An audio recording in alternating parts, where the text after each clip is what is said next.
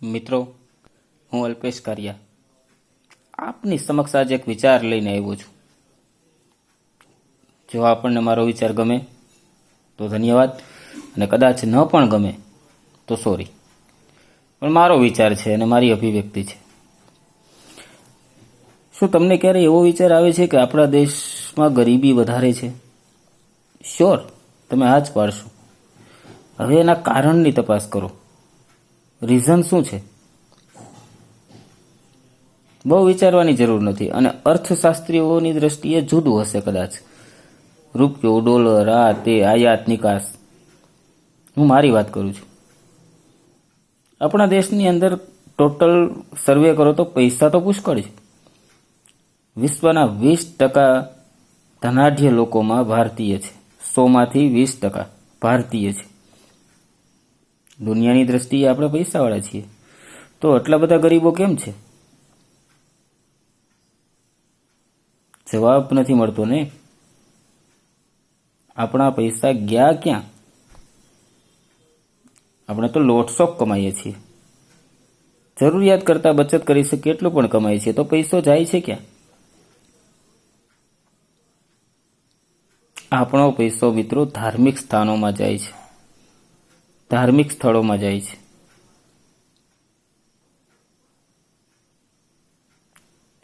તમે એટલું વિચારો કે આટલો બધો રૂપિયો એ લોકો શું કરશે?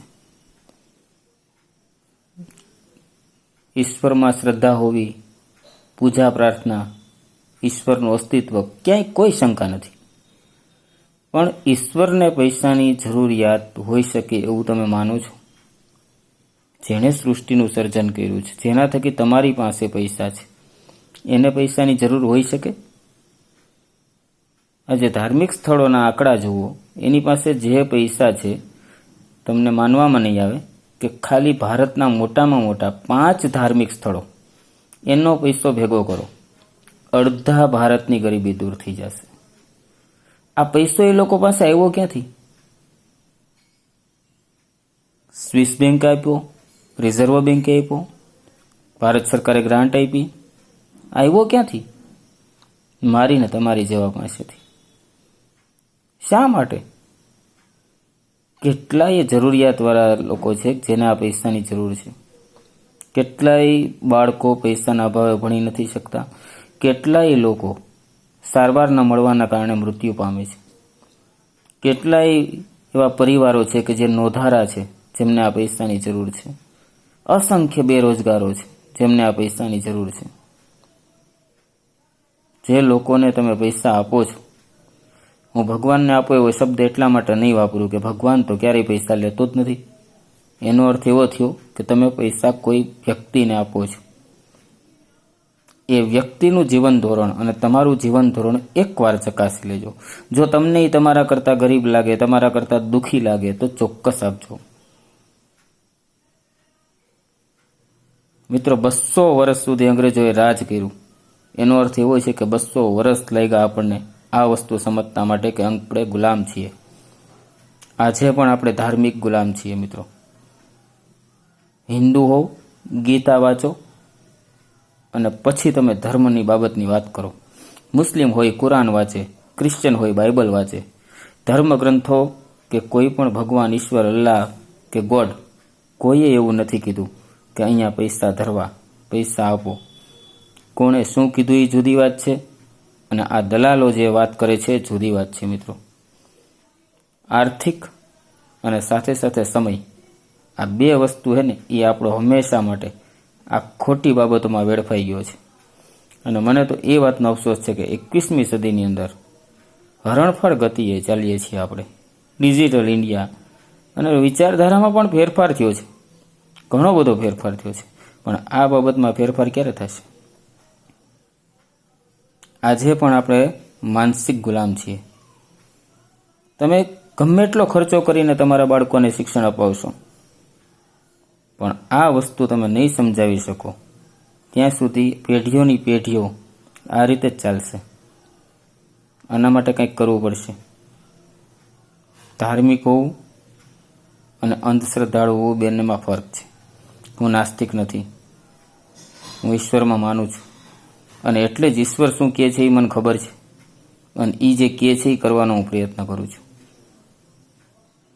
ધાર્મિક ગ્રંથોનો ક્યારેક અભ્યાસ તો કરો.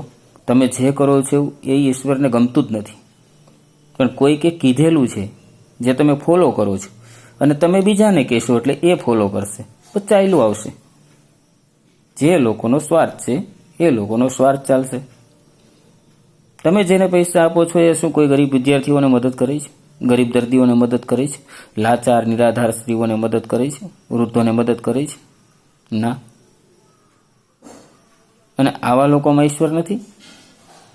તમે 4 કલાક જે ઈશ્વર પાછળ બગાડો છો એ ઈશ્વરે તો એવું કંઈ માંગ્યું જ નથી. તમારા સમયની જરૂર જેને છે એને તમે આપતા નથી. તમારા પૈસાની જરૂર જેને છે એને તમે આપતા નથી.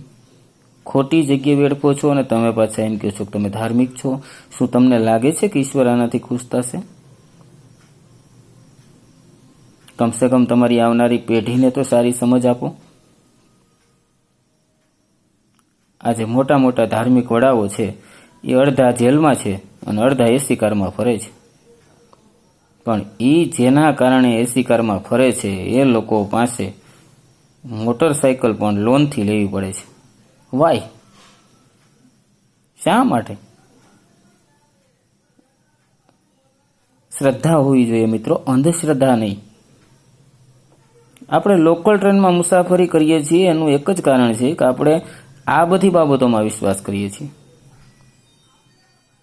હું નાસ્તિક નથી, કોઈનો વિરોધી પણ નથી, પણ હું વડીલોને, શિક્ષિત વ્યક્તિઓને ખાસ વિનંતી કરીશ કે શિક્ષણનો અર્થ નોકરી મેળવવો નથી, ડિગ્રી મેળવવો નથી, સમજ મેળવવાનો છે. ખાસ બાળકોને એવું શીખવાડો કે કામ કરો, મહેનતથી પૈસા કમાઓ અને કોઈને ઉપયોગી થાઓ. જે ઘણા મા બાપ છે એ ટીલા, ટપકા, પ્રાર્થના, પૂજા આવું બાળક ઉપર જોર કરે છે, કાં તો કે સારા સંસ્કાર આવે. સંસ્કારની પરિભાષા શું છે અને એ કોણે બાંધી છે? સંસ્કારી કેને કહેવાય?